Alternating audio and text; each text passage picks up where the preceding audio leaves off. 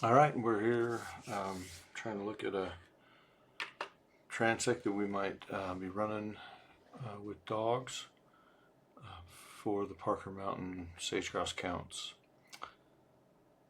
What is on the screen is data that was taken with a handler walking a transect and a dog being cast to either side of the transect. So our transects are generally rectangular, like this one here, in green, and then the blue represents the handler's track, so he was carrying a GPS and trying to follow the transect that was downloaded to that GPS. And then the yellow is a dog that was being tracked with a Garmin Alpha and the collar tracker. So down here is where the handler started on this corner of the transect, and this blue line here, and you can see this initial trying to get on the transect. That takes a little bit to get your bearings going.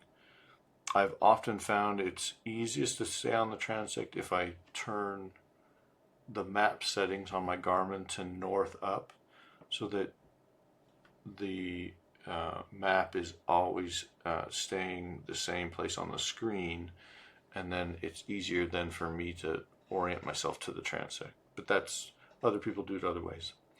And so the handler then is walking along the transect. It's a little bit off here.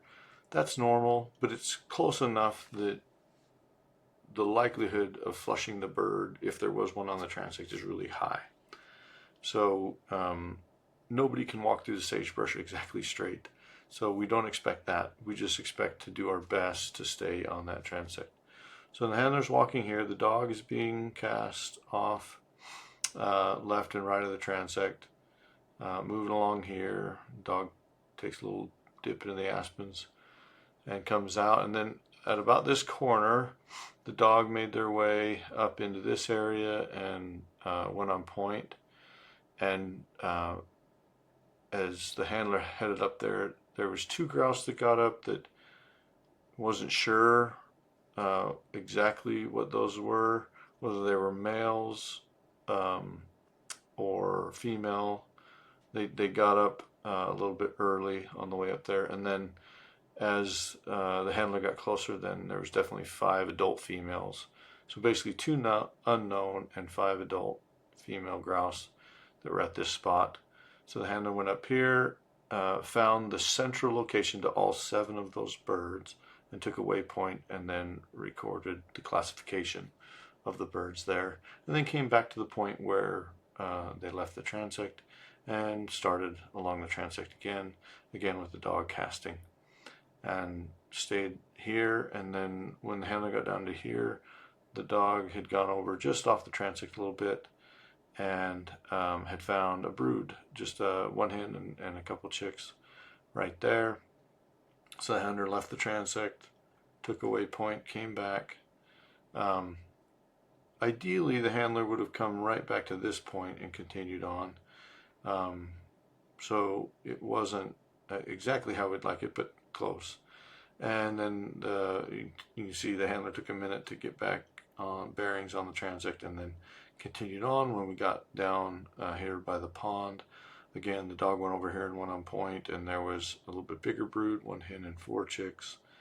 And the handler took a waypoint at the middle of that those broods of all 5 of those birds, and then headed back to the transect again. We would prefer the track come back to this point before continuing on, so we get this little bit of gap. That's not ideal, but we're doing the best we can, and then finish the transect here. So one reason we have these transects in these rectangular or square forms is so logistically you start and end at the same spot, so you can get on to the next, and you're not wasting time walking, or with the dog wasting some energy, or heating the dog up too much, that kind of thing. So this is how you would run a transect and how you would handle detections of birds along the way.